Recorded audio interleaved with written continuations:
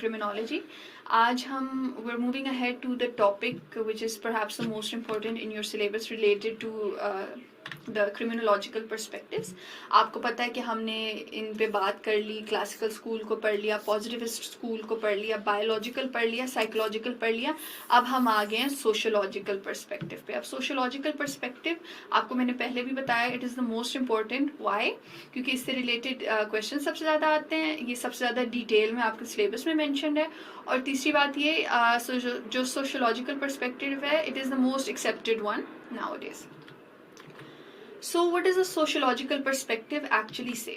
The sociological perspective says sociological theories generally assert that crime is the normal response of a biologically and psychologically normal individual to social conditions that are abnormal and criminogenic.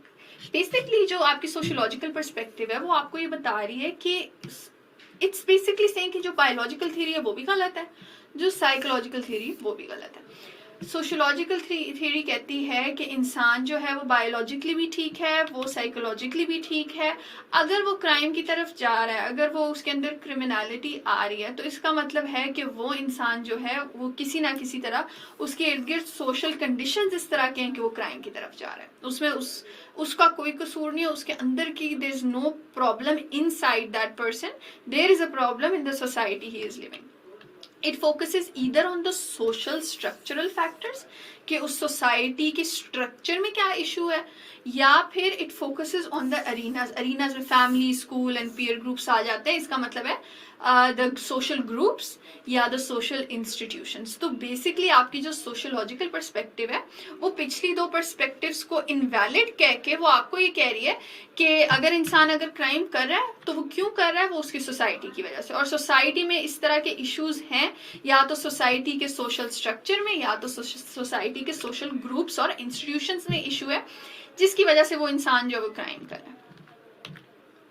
तो let's move ahead to the sociological perspectives. अब sociological perspectives आपकी syllabus में 5 mention है by name. ठीक है, तो हम क्या करेंगे, हम इन सबको डिटेल में पढ़ेंगे. क्यों? क्योंकि इनसे रिलेटेड इंडिविजुअल थ्योरीज से रिलेटेड जो 5 हैं उनसे रिलेटेड भी इंडिविजुअल 20 मार्क्स के क्वेश्चंस आ चुके हैं, which is why we need to focus on these theories more than the rest.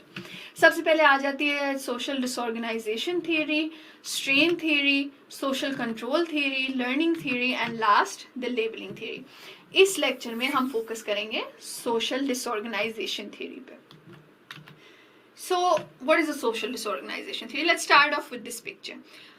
Imagine you're walking down and you see in this neighborhood, you see this lovely couple over here walking, you see the bright sun and you see the wonderful houses and the neatly maintained area. How safe will you feel there? Will you allow your kid to play in this neighborhood? Will you allow him to go out and play without supervision? Will you be easier carrying a lot of cash with you in this area? Most probably yes. होता क्या है, ऐसे areas में हम बहुत ज़्यादा comfortable feel करते हैं और हमें लगता है कि यहाँ कुछ होने वाला नहीं है. On the other hand, what if you have a community like this? आप ऐसी कम्युनिटी में कितना सेफ फील करेंगे, आप अपने बच्चों के लिए कितना सेफ फील करेंगे. आप पैसे जब लेके जा रहे हैं ऐसी सोसाइटी में, ऐसी सिचुएशन में, ऐसे इन्वायरमेंट और नेबरहुड में, क्या आप सेफ फील करेंगे? Will you be clutching on to your handbag tighter in this area? Will you be making sure कि आप ड्राइव करें, आपकी गाड़ी का डोर जो है वो लॉक्ड है? Yes, you will, and this is natural. ये चीज़ें हमने अपनी सोसाइटी से सीखी हैं. अब जो हम अब थ्योरी पढ़ने जा रहे हैं, तो social disorganisation theory, it's basically just a more standard explanation, a more defined explanation of something जो हम शुरू से मानते आ रहे हैं. हमें पता भी नहीं है कि हम इस तरह क्यों सोचते हैं, हम क्यों ऐसी सोसाइटी को सेफ फील करते हैं और ऐसी सोसाइटी में we feel like we are in danger. Why? Because ये हमारे माइंड में बैठ चुका है. The social disorganization theory ये इसी चीज़ को in a more scientific and in a more disciplined way इसको explain करती है. So what is a social disorganization theory? According to this theory, ये वाली जो हमारी neighborhood है, why does it actually lead to more crime? हमें क्यों लगता है कि यहाँ पे ज़्यादा criminals हैं? हमें क्यों लगता है कि यहाँ पीछे से किसी criminal ने आ जाना है, यहाँ से किसी ने गन लेते हुए आ जाना है? Why do we feel this way? ऐसी according to this theory there are 3 factors which lead to criminal behaviour. ये जो रिसर्च है this was done by Shaw and McKay, ये 2 criminologists थे, and they basically streamlined the social disorganisation theory.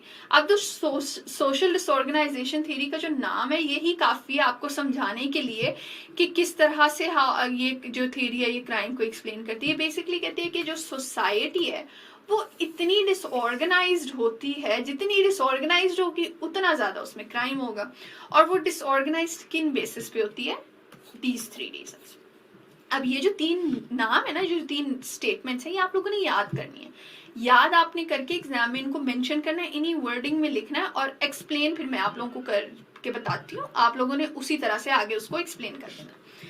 Now सबसे पहली बात, कौन से फैक्टर्स हैं जो कि दैट लीड टू दिस? सबसे पहला is low socio economic status.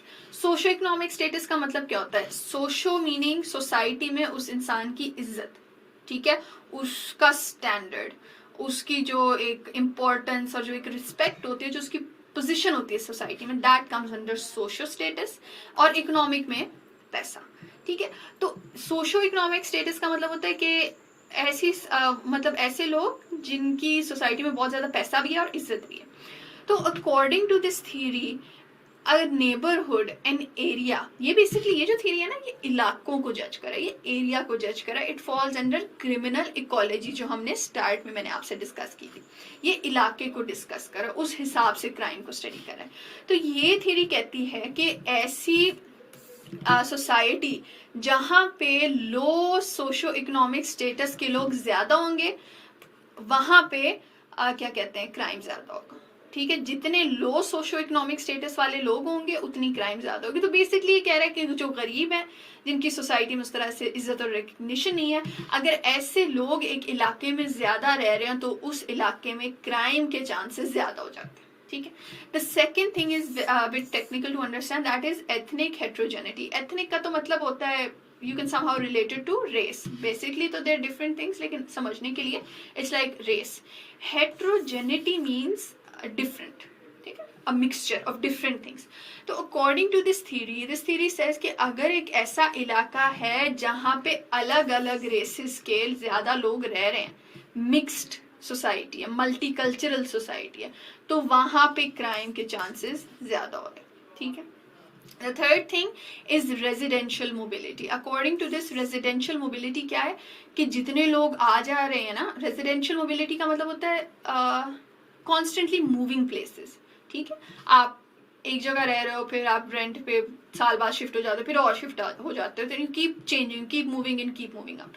तो ऐसी सोसाइटी जहाँ पे रेजिडेंशियल मोबिलिटी ज्यादा है, जहाँ पे लोग ज्यादा अरसे नहीं रह रहे, तो वहां पे क्या है, वहां क्राइम ज्यादा होता है। इसके पीछे रीजन क्या है कि देखिए, अब आप अपनी सोसाइटी में ही देख लें कि ऐसा इलाका जहां सारे लोग पिछले जनरेशन से एक दूसरे को जानते आ रहे हैं, तो उसमें क्या होता है, उसमें क्रिमिनल एक्टिविटी कम होती है, क्योंकि आपकी सोसाइटी में बड़ी बॉन्डिंग सी हो जाती है। तो according to this residential mobility का मतलब है कि लोग आ जा रहे हैं तो वो बॉन्डिंग नहीं हो रही उनकी। तो जब बॉन्डिंग नहीं है, उन्हें पता है कि हमने साल बाद चले ही जाना, तो ऐसी सोसाइटीज में क्रिमिनल एक्टिविटी ज्यादा हो जाती है। तो ये 3 फैक्टर्स जो हैं, दे ले the basis for the social disorganisation theory. Poverty is the mother of crime. You can use this quotation, you can use it for social disorganization theory, you can use it for white collar crime, you can use it for a lot of things. So learn this quote, and if you want you can use it, or you can use similar quotes as well. So what is this theory basically? Let's sum it up. कोशिश करें कि अगर आपके exam में diagram भी आप draw कर सकते हैं ना, तो go for it. I personally did that and it worked out great for me. So that is why I'm adding these sort of things. आप लोग भी कोशिश करें, आप पहले एक अच्छे से एक्सप्लेन करें, फिर एक डायग्राम भी बना लें। सबसे पहले वही 3 चीजें, low socio economic status, residential mobility, ethnic heterogeneity. जिन सोसाइटीज में ये चीजें ज्यादा हैं, उन सोसाइटीज में क्या होगा, क्राइम ज्यादा होगा। लेकिन क्यों? बिकॉज जब ये तीनों चीजें होती हैं they eventually lead to sparse local friendship networks. वही मैंने पहले बात की थी कि जब लोग मूव अराउंड बहुत ज्यादा कर रहे हैं और परमानेंट रेजिडेंस नहीं है उनकी वहां पे, रेजिडेंशियल स्टेबिलिटी नहीं है उनकी वहां पे, तो क्या होता है उनमें वो बॉन्ड नहीं बनता, उनमें वो लोकल फ्रेंडशिप्स नहीं बनती। तो that is one reason. Second thing is unsupervised teenage peer groups. ऐसी सोसाइटीज में फिर बच्चे जो हैं they are not supervise, parents उनके घर नहीं होते, वो खुद टीनेज ग्रुप्स बनते हैं and they go out doing reckless things, और वही टीनेजर्स बड़े होकर क्रिमिनल्स बनते हैं। So this is another thing that happens. And low civic participation, they do not participate in the civic activities of their society. तो ये तीनों चीजें जब एक जगह पे हों, this leads to all three of these factors, और इन तीनों factors की वजह से फिर आगे क्या होता है आपके पास, you have social disorganization, जो कि इस थ्योरी का नाम है। इवेंचुअली क्या होता है आपकी जो सोसाइटी है वो डिसऑर्गेनाइज्ड हो जाती है। सोसाइटी डिसऑर्गेनाइज्ड हो गई तो फिर इवेंचुअली क्या होगा, you will have crime.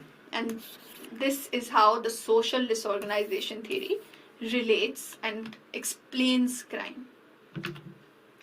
So I hope you all understood what the social disorganization theory was. Please use the proper terminology, use the proper words, and make sure you explain them with examples. आप लोगों ने भी यही कोशिश करनी है कि examples दें अपनी society से, या कोशिश करें अपनी society से ही examples दें, और बाद में जहाँ आपको लगे कि ये theory apply हो सकती है इसको apply भी करें, ठीक है। So now that we've done one of our major theories of the sociological perspective, आगे हम जाके जो इसकी बाकी 4 theories हैं we're going to move on to them. Okay, Allah Hafiz.